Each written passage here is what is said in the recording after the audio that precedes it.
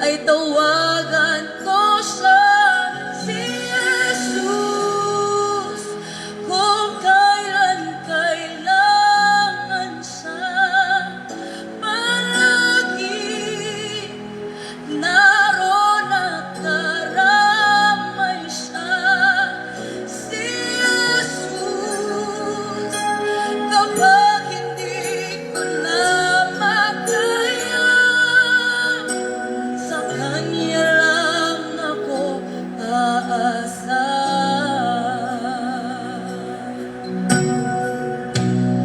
Kahit pilitin ko, puso ko'y maging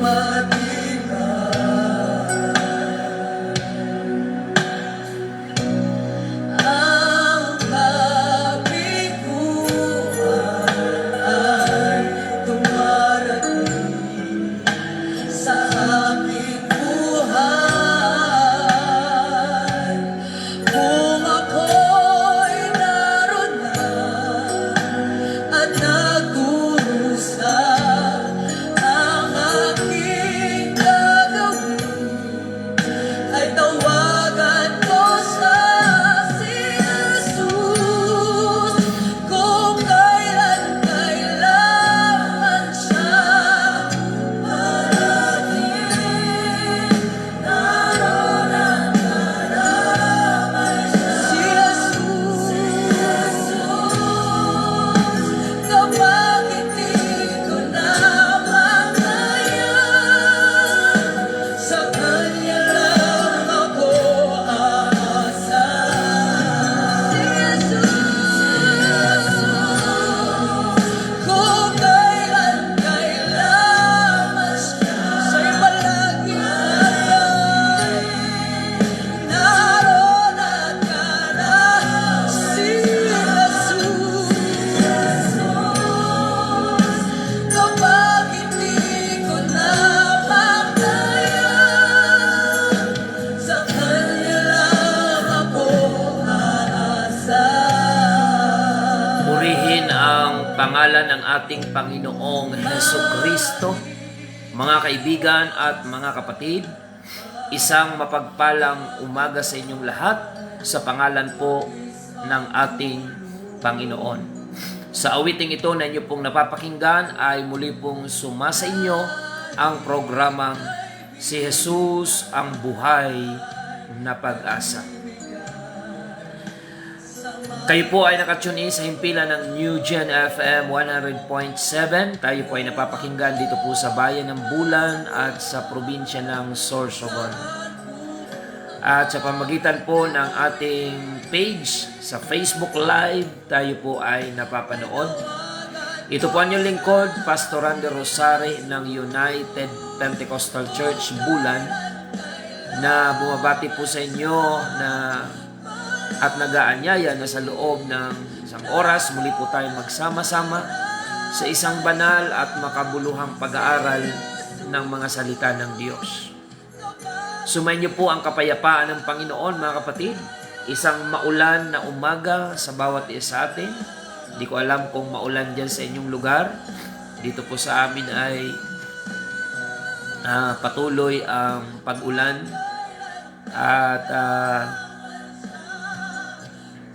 ang panahon ay hindi man po favorable sa atin, subalit ang Diyos sa lahat ng panahon, sa lahat ng sitwasyon ng ating buhay, siya po ay nananatiling nagbibigay ng pabor sa bawat isa sa atin. So, welcome to our program at ito po ang inyong lingkod, Pastor Randy Rosari ng United Pentecostal Church Bulan. At kami po ay nagpapasalamat sa inyong patuloy na pagsubaybay at pagtangkilik sa programang ito, na batid po namin na ang Panginoon ay patuloy na kumikilos at ginagawang pagpapala sa inyong buhay ang mga salita ng Diyos na inyong napapakinggan sa programang ito. Purihin ang pangalan ng Panginoon at sa lahat ng ating mga kapatiran sa United Pentecostal Church Bulan, na kung saan meron tayong 3 congregation na pinangangasiwaan. Good morning sa inyong lahat, mga kapatid. ang ating congregation dyan sa UPC Magsaysay Bulan. Pagpalain po kayo ng Panginoon mga kapatid. Ang mga schedule ng gawain dyan, mga Bible study everyday, ay patuloy po nawa kayong samahan at pagpalain ng Panginoon. Ganon din po ang ating congregation dyan sa UPC Santa Remedios Bulan. Pagpalain po kayo ng ating Panginoon. Ganon din ang ating congregation dito po sa UPC Iquirino Bulan. Pagpalain po kayo ng ating Panginoon. Purihin ang Diyos mga kapatid. Kaya sabi ni Sister Jean, Tekon, yes po Pastor, maulan po dito sa Catanduanes. Kaya pagpalain po kayo ng Panginoon dyan sa area ng Catanduanes. December 27, 28 ay nariyan po kami sa Catanduanes. At sa ating mga viewers sa Masbate, meron po akong invitation dyan sa Masbate City sa kanilang gaganapin na sectional conference. Ayan. Sa mga viewers natin dyan sa Masbate, magkita-kita po tayo at i-announce ko na lang yung detalye mga kapatid. Pagpalain po kayo ng Panginoon. Ganon din ang ating congregation dito po sa UPC Iquirino. Pagpalain po kayo ng Panginoon. Patuloy po tayo na maglingkod sa Diyos ng may kagalakan, mga kapatid. Yamang alam po natin na ang ating mga pagpapagal sa paglilingkod sa Diyos ay hindi po mawawala ng kabuluhan. Purihin ang Panginoon. Ngayon po ay araw ng Biyernes. Batiin natin ang ating mga kapatiran dyan sa lugar ng Barangay Biton, Magallanes, na kung saan meron pong Bible study mamaya. Dyan po sa lugar ng Barangay Biton, Magallanes, sa Labini Family. Good morning po sa inyo dyan. Pagpalain po kayo ng ating Panginoon. Ganon din ang ating mga kapatiran dyan sa Biton, ang Bueson Family, ang Broselo family, Belmonte family, at lahat ng dumadalo dyan sa gawain. Pagpalain po kayo ng ating Panginoon. At sa pagkakataong ito ay batiin din po natin ang ating mga kapatiran dyan sa Barangay Aguinaldo Bulan. Coastal Barangay po yan, South sa South area ng Bulan. Pagpalain po kayo ng Panginoon, si Brother Nilo at ang inyong buong family. Pagpalain po kayo ng Panginoon. Si Brother Danny. At lahat ng mga bagong Bible study po dyan ay patuloy po nawa kayong pagpalain ng ating pong Panginoon. At ang ating mga schedule ng gawain mga kapatid, bukas, Sabado hanggang Linggo. Diyan po sa lugar ng UPC Magsaysay Bulan, ang ating pagsamba dyan, Sabado alas 6:30 ng umaga. At dito naman po sa UPC Iquirino Bulan ay Sabado alas 8 ng umaga. At dyan po sa Santa Remedios Bulan, araw po naman ng Linggo, alas 7 ng umaga yung ating gawain. Good morning kay Nanay Emma Madrona, dyan po sa Zone 2. Pagpalain po kayo ng ating Panginoon. At sa lahat po ng ating mga viewers, mga kapatid, patuloy lang po nating i-share yung episode po natin sa umagang ito. Pagpalain po ng Diyos ang lahat ng ating mga viewers online na patuloy pong ibinabahagi ang ating pong daily na programa, mga kapatid. Batiin natin ang ating mga kapwa pastor dyan sa Albay. Galing pa ako dyan ng isang araw. May ikinasal po ako dyan sa Uwas Albay. Good morning kay Pastor Francis and Sister Jennifer Asuncion. Pagpalain po kayo ng ating Panginoon. At dyan po sa area ng Albay ay medyo delikado po ngayon dahil patuloy po na bumubuga ng apoy dyan po sa Bulkang Mayon. So, patuloy po tayong mag-ingat at yung mga nasa danger zone ay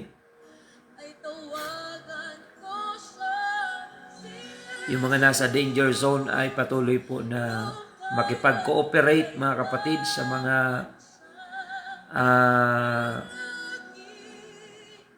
otoridad. Kung kailangan lumikas ay tulungan po tayo, makiisa sa mga warning ng ating pong mga authorities. So dyan sa Barangay Santo Domingo, ingat po kayo dyan, sina Pastor Mirani Boy, Salinas, and the congregation. Pagpalain po kayo ng ating Panginoon. Praise the Lord. Patuloy po tayo sa ating programa mga kapatid. At samahan po tayo ng ating Panginoon sa bawat araw ng ating pong mga buhay.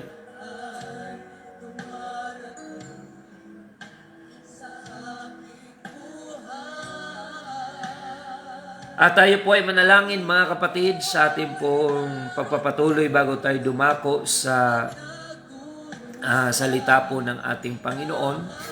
Inaanyayahan ko po ang bawat isa na tayo po ay manalangin upang hilingin po natin ang patnubay ng Panginoon sa pag-aaral po natin ng kanyang banal na salita.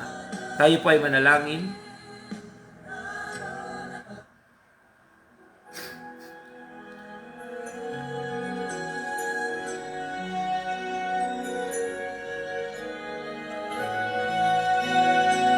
Panginoong Hesus, ngayong umaga kami po ay nagpapasalamat sa iyong katapatan, kabutihan at kadakilaan sa aming pong buhay.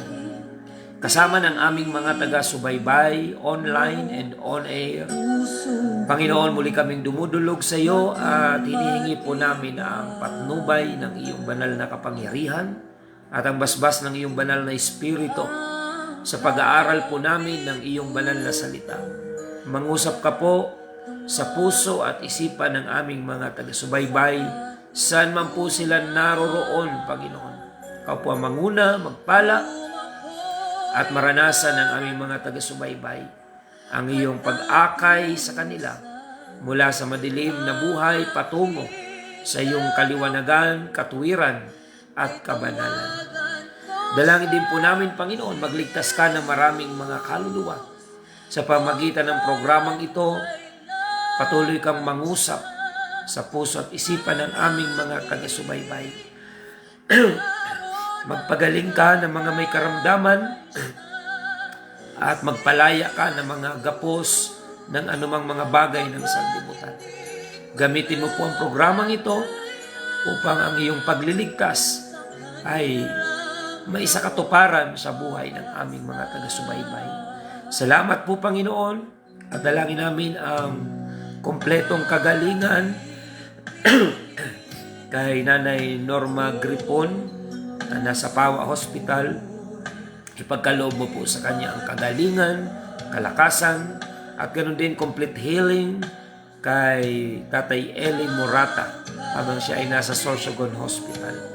At lahat na may mga taglay na karamdaman ngayon na sumasabay sa panalangin, pagkalooban mo po ng kagalingan sa mga sandaling ito. In the name of our Lord Jesus Christ, we declare healing and miracle and salvation upon the lives of our viewers and listeners.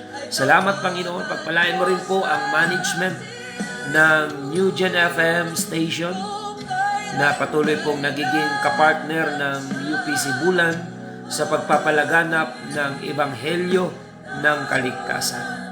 Maraming salamat, Panginoon, sa pribilehiyo na patuloy ka naming paglingkuran sa kabila ng aming mga kakulangan at mga kahinaan. Ikaw ay Diyos na nananatiling tapat at nagmamahal at nagmamalasakit sa bawat isa sa amin. Pagpalain mo ang pag-aaral ng iyong salita at patuloy itong maging pagpapala sa buhay ng aming mga taga-subaybay. Salamat, Panginoon. In the name of our Lord Jesus Christ, we pray. Amen and amen. Kapag hindi ko na makaya, sa Kanya lang ako aasa.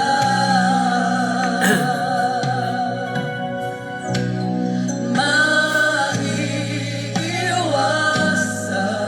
ba ang iba'y Good morning kay Brother Reuben Gordola, watching from Santa Remedios. Maging si Amparo Balingi, Pastor Joel Tinoco, good morning. Pagpalain po kayo ng ating Panginoon. So by this time mga kapatid, habang sinishare-share nyo po yung ating episode ngayong umaga, ay dadako na po tayo sa pangangaral ng salita ng ating Panginoon. Medyo kumakati naman yung ating lalamunan. kung kailan kailangan siya palagi, naroon at karamay siya. Si Jesus, kapag hindi Sa pagkakataong ito, tayo po ay dadako sa salita ng ating Panginoon, mga kapatid. Buksan po natin ang ating mga Biblia dito po, mga kapatid, sa aklat ng Mateo 25. Praise the Lord. Pagpalain po ng Diyos ang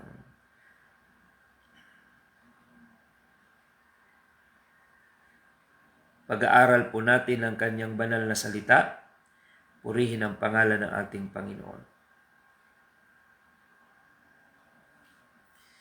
In the book of Matthew chapter 25, beginning from verse 31 up to verse 33. Ganito po ang ating mababasa, mga kapatid. At ang aliping walang kabuluhan ay inyong itapon sa kadiliman, sa labas. Diyan na nga ang pagtangis at ang pagngangalit ng mga ngipin. Datapwat pagparito ng anak ng tao na nasa kanyang kaluwalhatian, nakasama niya ang lahat ng mga anghel. Kung magkagayoy luluklok siya sa luklukan ng kanyang kaluwalhatian, at titipunin sa harap niya ang lahat ng mga bansa, at sila ay pagbubukdin-bukdin niya na gaya ng pagbubukod-bukod ng pastor sa mga tupa at sa mga kambing. At ilalagay niya ang mga tupa sa kanyang kanan, datapwat sa kaliwa ang mga kambing. Kung magkagayoy sasabihin ng hari sa mga nasa kanan,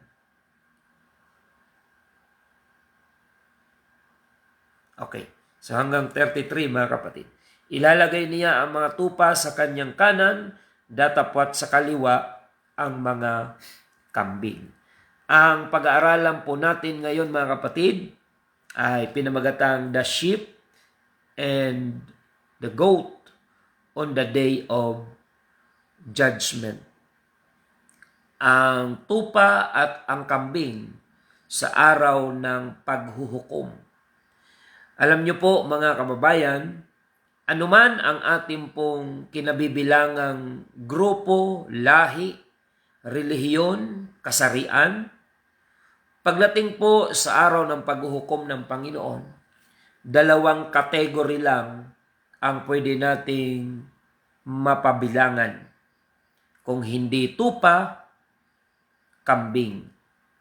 So regardless of your status in life, race, religious affiliation, anuman ang ating mga kinabibilangan na lahi, relihiyon, kasarian, mga kapatid, pagdating ng araw ng paghuhukom, kikilalanin tayo ng Diyos sa dalawang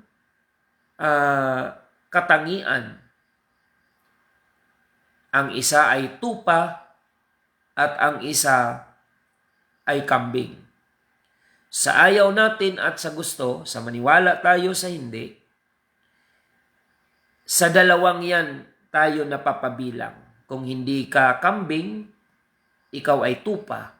At kung hindi ka tupa, ikaw ay kambing. So, hindi na pag-uusapan sa araw ng paghukom kung ano ang apelyido mo, kung ano ang relihiyon mo, kung ano ang kasarian mo, kung ano ang natapos mo, ano ang estado ng buhay mo, ikaw ba'y mahirap o mayaman, hindi na po yan mahalaga pagdating sa paghuhukom ng Panginoon.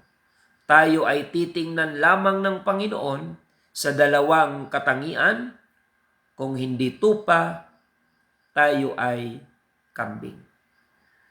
Ang sabi po ng binasa natin, sa pagparito ng anak ng tao, ang tinutukoy dyan ay ang ating Panginoong Hesukristo.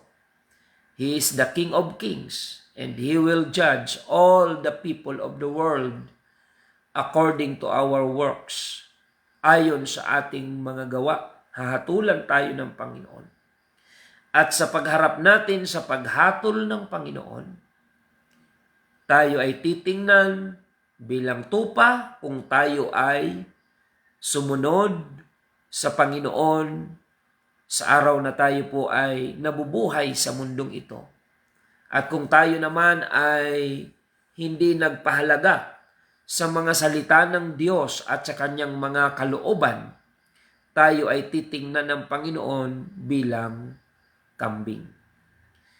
Sa loob ng church, mga kapatid, spiritually speaking, dalawa lang yung katangian ng mga tao sa loob ng church. Regardless kung ano man ang katayuan ng buhay ng isang member ng church. Kung hindi tupa, kambing. Ganun lang yon. Sa loob ng church, halo-halo pa po yan, mga kapatid. Kaya hindi lahat ng pumapasok sa simbahan ay tupa, meron diyang kambing, mga kapatid.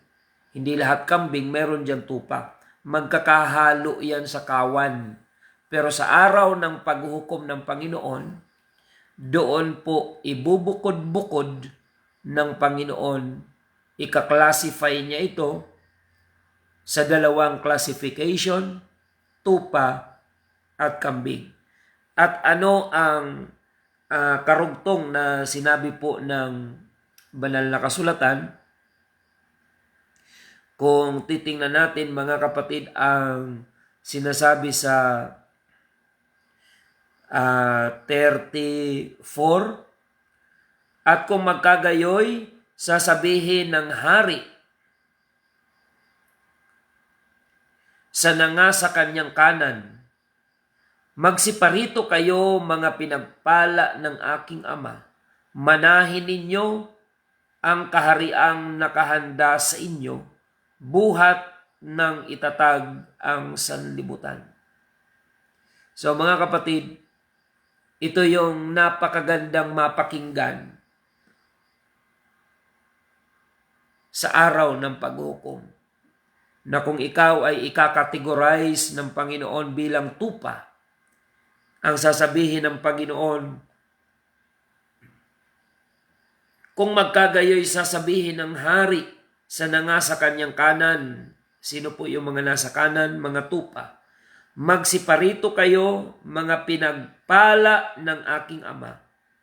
Manahin ninyo ang kahariang nakahanda sa inyo, buhat ng itatag ang sanlibutan. Ayan. Yan ang pinaka dapat pinapangarap nating marinig sa araw na haharap tayo sa hukuman ng ating Panginoon. Kaya mga kapatid, ngayon pa lang, patunayan natin sa Panginoon na tayo ay tupa. Ano po ba ang karakteristik ng tupa? Ang tupa po ay masunurin. Dependent po siya sa tagapag-alaga sa kanya. Kaya nga ang tupa, lagi niyang kinikilala yung importansya ng isang pastor. Kung ikaw ay totoong tupa,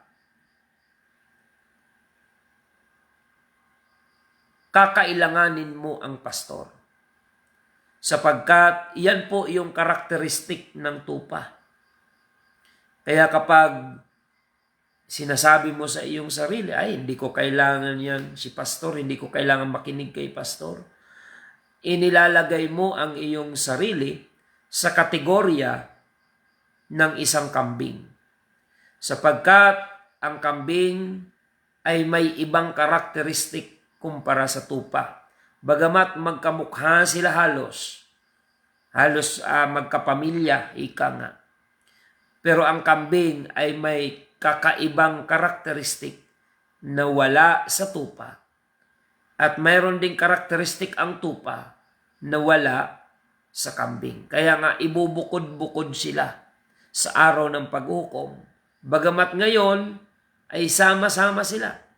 Sa church, bilang pastor, hindi natin masasabi na puro yan tupa. May mga kambing talaga dyan. Pero hindi pa naman kasi ito ang araw ng pagbubukod-bukod. Kaya sa church, welcome ang kambing, welcome ang tupa.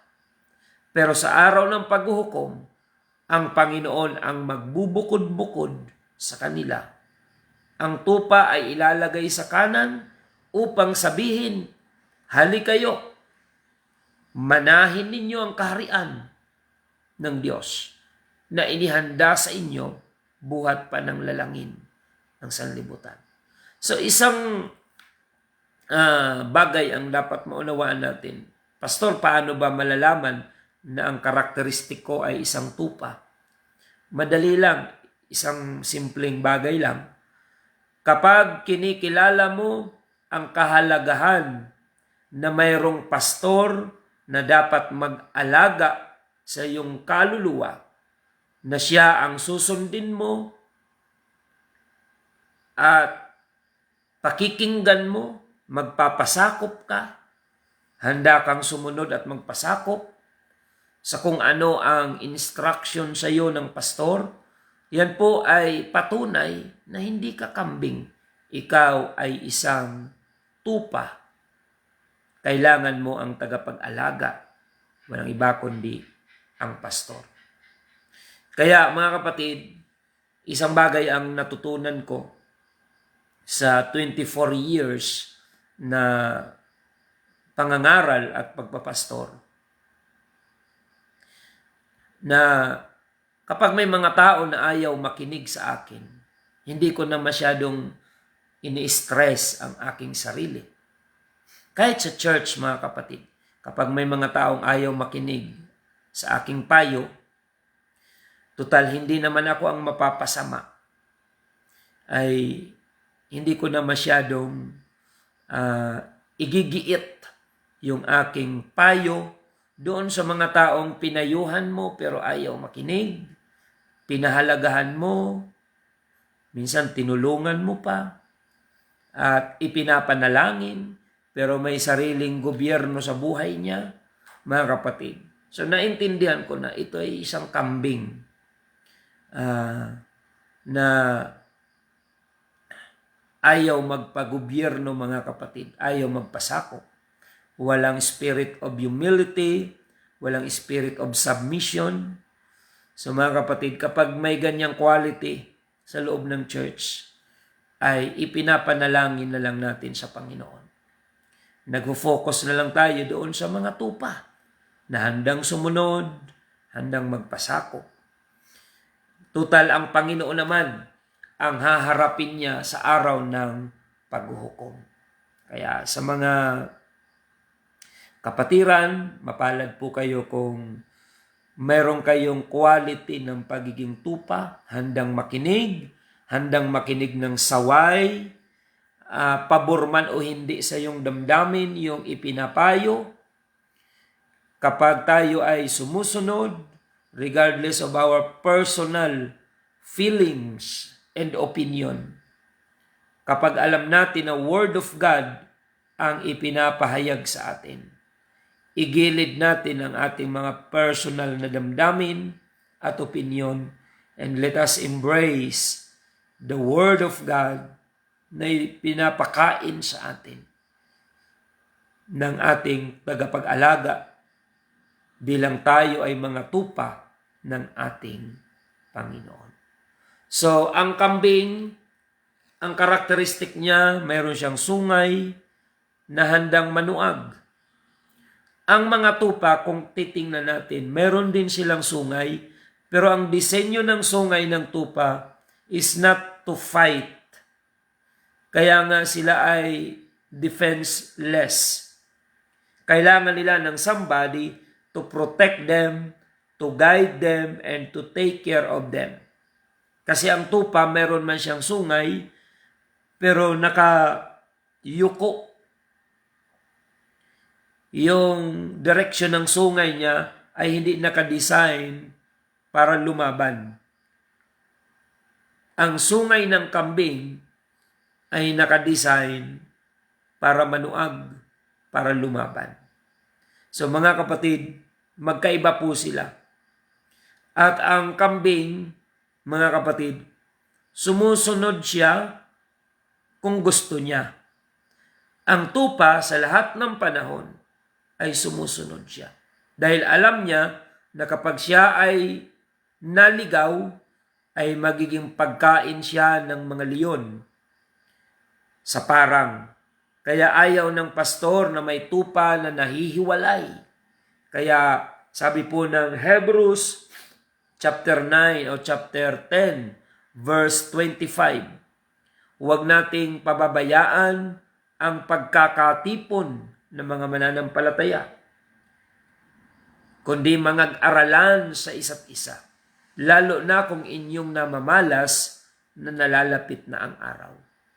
So, ang kambing, nakikinig siya sa pastor pag sinabi ng pastor na magpakalakas ka, mag-aral ng Word of God, sinusunod yan ang tupa. Dumalo sa gawain, dahil yun naman ang mga hakbang upang lumakas ang ating pananampalataya. So mayroong spirit of obedience, spirit of submission, spirit of cooperation.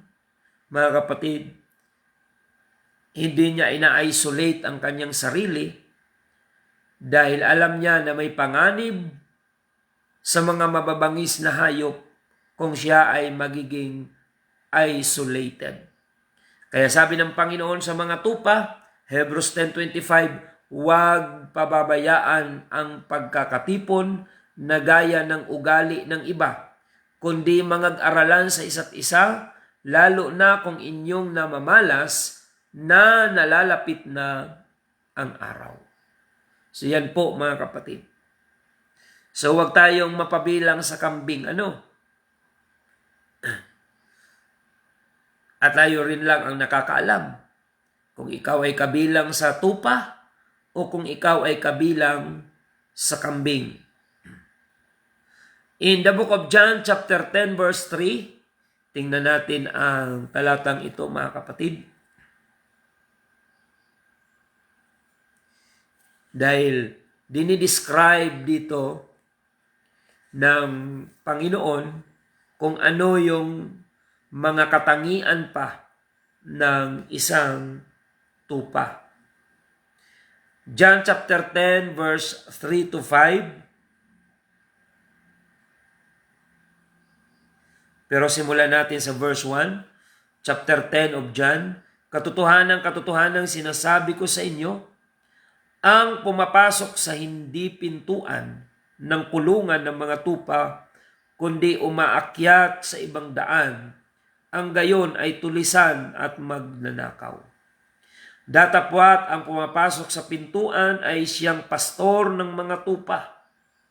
Binubuksan siya ng bantay pinto at dinirinig ng mga tupa ang kanyang tinig at tinatawag ang kanyang sariling pangalan o sariling mga tupa sa pangalan at sila'y inihahatid sa labas. Pagka nailabas na niya ang lahat ng sariling kanya, ay pinangungunahan niya sila at nagsisisunod sa kanya ang mga tupa, sapagkat nakikilala nila ang kanyang tinig. At sa iba'y hindi sila magsisisunod, kundi magsisitakas sa kanya, sapagkat hindi nila nakikilala ang tinig ng iba. Ayan. Ang tupa po ay merong tinatawag na loyalty. Loyalty doon sa pastor na nagbibigay ng buhay upang alagaan ang kanyang kaluluwa. So isa sa karakteristik ng tupa, meron siyang loyalty doon sa nag-aalaga sa kanyang kaluluwa. Regardless kung hindi man perpekto yung tagapag-alaga. Kaya doon sa mga katuwang natin sa pag-aalaga ng mga tupa, patuloy kayong samahan ng Panginoon, pagpalain, at magkaroon ng kagalakan habang tayo ay nag-aalaga ng mga tupa. Let us serve the Lord with joy, with gladness, because the joy of the Lord is our strength. So ang sabi po sa binasa natin, dinidinig ng tupa ang tinig ng kanyang pastor at nakikilala ng tupa ang tinig ng kanyang pastor. Kumbaga, recognized ng mga tupa yung tinig, yung payo, pangaral ng kanilang pastor. At sa iba'y hindi sila nagsisisunod. Ayan. Kung sino yung pastor na inilaan ng Diyos upang pangasiwaan ang iyong kaluluwa, yun ang susundin mo, maliban na lang kung wala sa tamang aral yung nag-aalaga sa iyo. Pero kung ang nag-aalaga sa iyo ay nasa tamang aral, naniniwala sa iisang tunay na Diyos,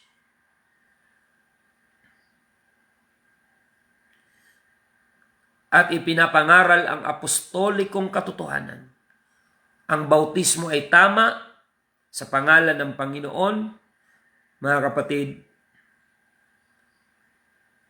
doon tayo sumunod. Doon tayo palalaguin at doon tayo pagpapalain. Doon tayo may kaligtasan. Purihin ng Panginoon. So kailangan aware po tayo kung tama ang ipinapangaral ng ating sinusundan. Pero kung ang ipinapangaral ng ating sinusundan ay wala sa Biblia, for example, yung paniniwala na may tatlong persona sa pagka-Diyos, mga kapatid, wala po yan sa Biblia. Sa YouTube, meron tayong mapapanood na merong isang religious leader, maybe ito ay sa Korea, mga kapatid, na ini-expose niya raw yung mga satanic church na nagkukunwaring Christian. Mantakin nyo, mga kapatid, na pabilang kami doon sa kanyang itinuturing na satanic church di umano na nagkukunwaring Christian.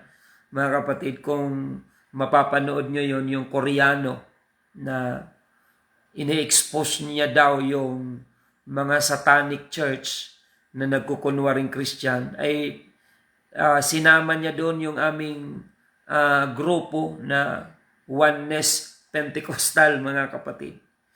At ang kanyang explanation ay dahil hindi raw kami naniniwala sa Trinity. Kaya tinuring kami na satanic Christian di umano. Mga kapatid, mga kaibigan, wala pong Trinity na aral sa Biblia. Wala po tayong mababasa na may tatlong personang hiwa-hiwalay sa pagka-Diyos. Medyo nag-react yung ilan nating mga kapatiran nung mapanood nila yon. mga kapatid, si David Yonggicho, kung di ako nagkakamali, na inisa-isa niya roon yung sabi niya na mga satanic church daw pretending to be Christian, at isinama doon yung aming pananampalataya, Oneness Pentecostal. So mga kapatid, nakakaawa na pananaw. Amen. At alam naman yan ng ating mga taga-subaybay. At ang rason doon bakit itinuring kami na satanic church di umano is because we don't believe in Trinity. Mga kapatid, wala pong Trinity sa Biblia. Kaya ang tunay na basihan ng tunay na Christianity ay ang Biblia. Malungkot sapagkat marami ngayon ang mga nagsasabing Christian church, pero ang tinuturo nilang aral ay wala sa banal na kasulatan. Ang Trinity ay hindi po yan biblical belief or doctrine, kundi yan po ay traditional teaching. Pag sinabing tradisyon, nagsalin-salin na mga paniwala ng mga tao, pero hindi written, hindi nakasulat sa banal na kasulatan. Kaya sabi ko doon sa kapatiran na nag-alala, sinend sa akin, Pastor, bakit kasama tayo sa tinuturing na satanic Christian nitong isang pastor na ito? So hindi naman po siya ang maghuhukom sa araw ng pagparito ng Panginoon. Sa katunayan, dito nga sa Bayan ng Bulan, may mga Christian churches dito. Christian church daw sila. Pero ang turing sa UPC Church ay kulto. So hindi po katakataka, mga kapatid, na tayo ay ina-isolate, hinuhusgahan, dahil kulto daw ang UPC dahil hindi naniniwala sa Trinity. Mga kapatid, marami na tayong hinamon dyan. Kung may mababasa kayo na Trinity na salita at turo sa Biblia, ipakita nyo po sa amin. At wala tayong pag-uusapan, hihinto kami sa aming programa kung meron tayong mabasang 3 persona or Trinity na aral sa Biblia. At hanggang ngayon ay wala pong kumakasa sa ating challenge na yan. At karamihan sa mga nagkukondena sa atin na tayo raw ay kulto, sa diablo, satanic, mga kapatid, ay yung mga tagapagtanggol ng Trinity Doctrine, na aminado rin naman sila na ang Trinity na salita ay hindi nakasulat sa banal na kasulatan. So ano po ang sabi, mga kapatid, ng Ecclesiastes 12:10? Kung ating titingnan ang talatang ito ay mayroon pong paalaala dito ang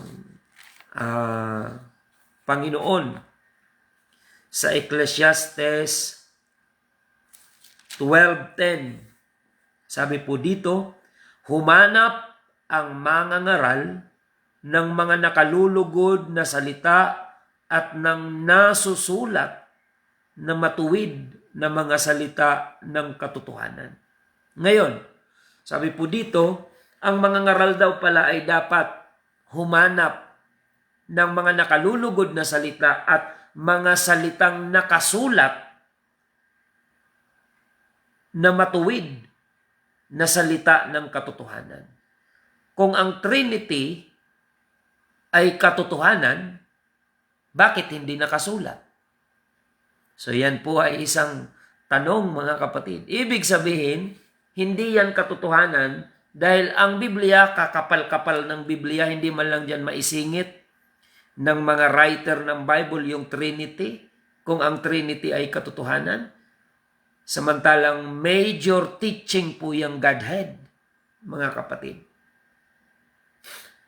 Kaya kung ang basihan ng paniniwala natin sa Diyos, pananampalataya na ipinagtatanggol ay wala ngang nakasulat sa Biblia, Trinity, walang nakasulat sa Biblia. So hindi po natin yan dapat tangkilikin sapagkat hindi po yan katotohanan. So dahil sa ganitong paniniwala, itinuring po kami na kulto. Yun nga, sa pag-expose o pagtalakay ni Yung Gitchu ng mga satanic Christian daw ay ibinilang kami na mga Oneness Pentecostal. So, nangiti lang po tayo dyan sa mga ganyang mga false judgment.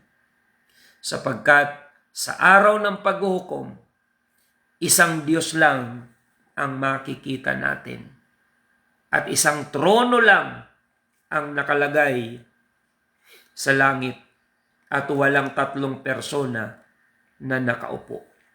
Tingnan natin ang Revelation chapter 4 verse 2. Ganito po ang ating mababasa. Dinaanan ko lang ito saglit, mga kapatid. Pagdakay na pa sa espiritu ako at narito, may isang luklukang nalalagay sa langit at sa ibabaw ng luklukan ay may isang nakaupo. Ayun. Ipinakita ng Panginoon sa pangitain kay Apostol Juan kung ano ang senaryo sa kalangitan. Nakita ni Juan na sa kalangitan, nakita niya na mayroong isang luklukan lamang na nakalagay at sa ibabaw ng luklukan ay may isang nakaupo. Ilan daw ang luklukan? Isa. Ilan ang nakaupo na Diyos sa luklukan? Isa. Kaya hindi po kulto ang pagtuturo namin na mayroon lang iisang tunay na Diyos. May nabanggit ba sa talatang ito na may tatlong persona or Trinity? Wala po. Kaya pagdating sa langit, hindi tayo maghahanap ng tatlong persona doon pertaining to God. Because there is only one, numerically one God, and that one God manifested in the flesh. His name is Jesus Christ.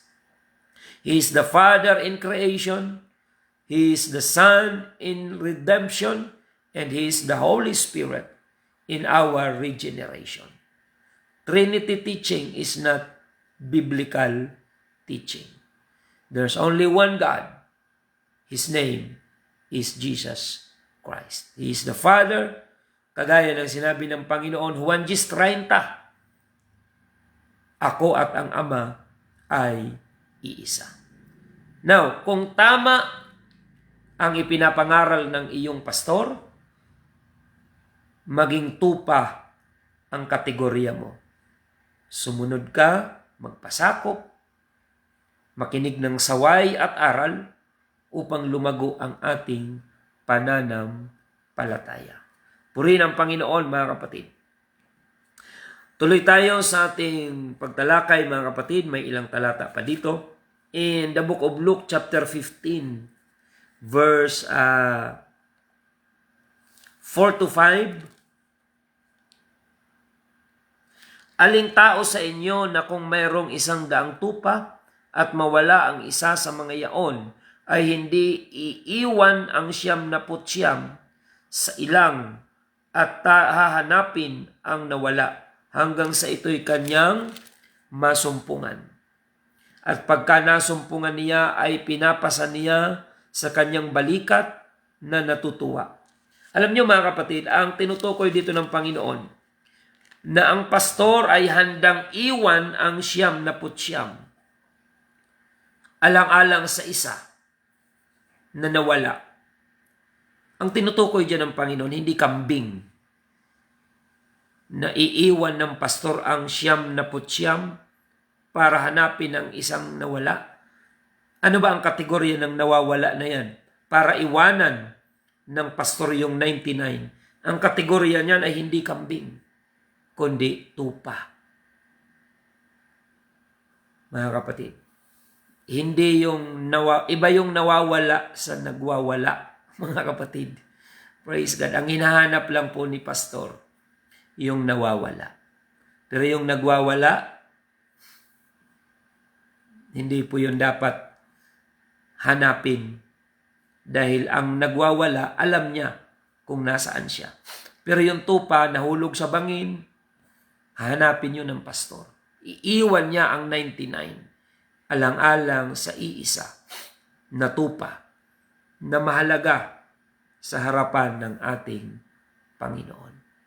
Pero yung nagwawala, nagpapasaway, hindi po yung tupa. Kambing yun, mga kapatid. At ang kambing, alam niyo ang pagkakaiba ng kambing, kahit hindi mo sunduin, pag gusto niyang umuwi, nakakauwi po yan.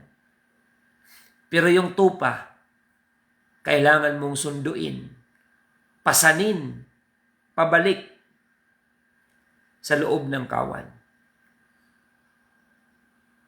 Magkaiba po sila. Kasi ang tupa, defenseless.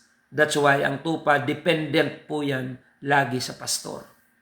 Pero yung kambing, magsisimba yan kung kailan niya gusto. Kaya hindi mo kailangan sunduin yan. Kahit puntahan mo yan, pag ayaw niyan, hindi yan sasama sa iyo. Pero kapag yan ay tupa, papasanin mo yan pabalik sa kawan upang dalhin sa presensya ng ating Panginoon.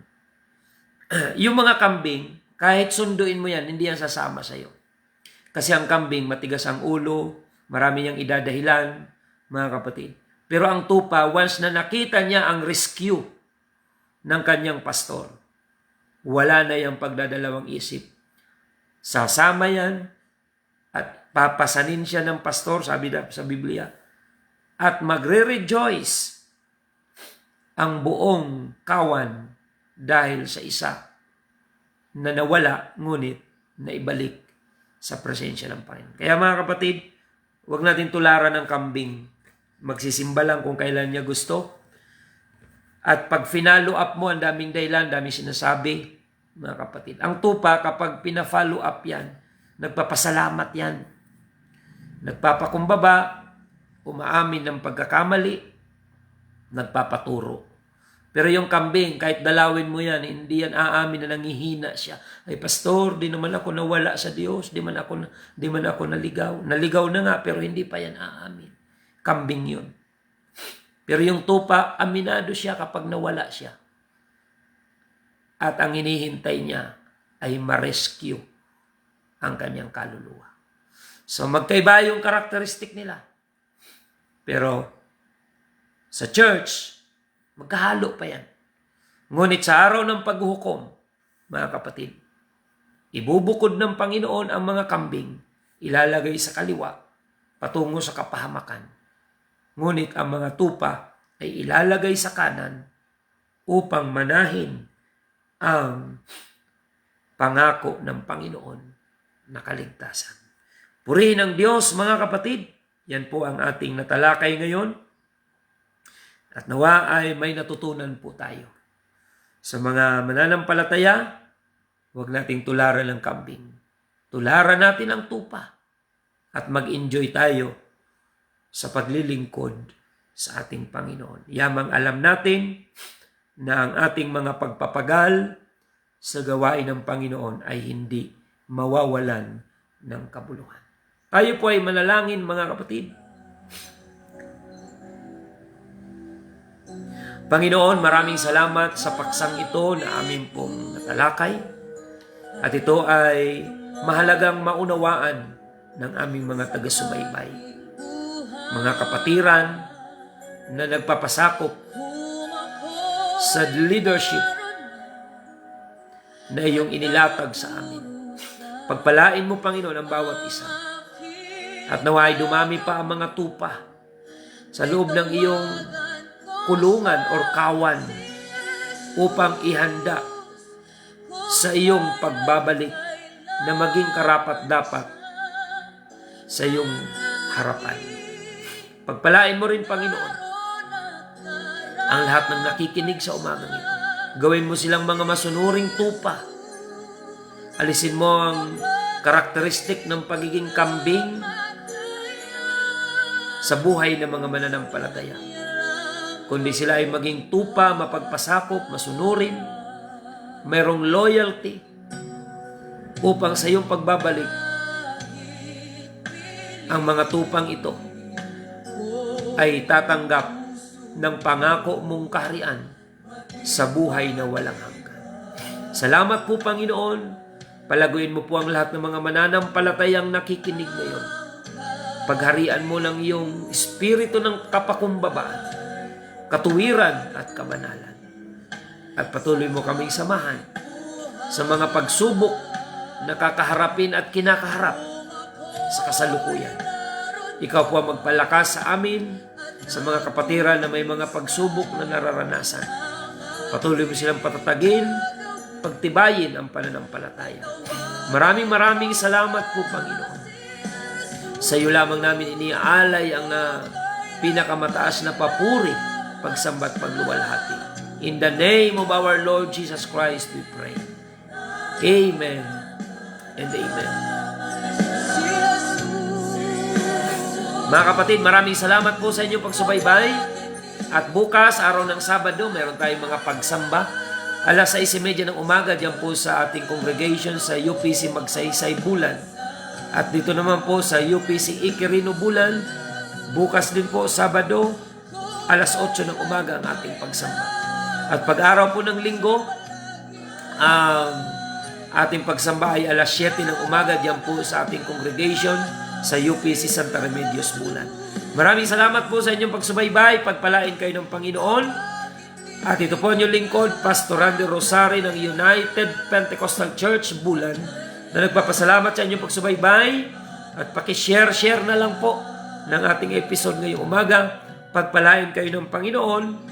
At lagi nating tandaan, tanging si Jesus lamang po ang ating buhay na pag-asa.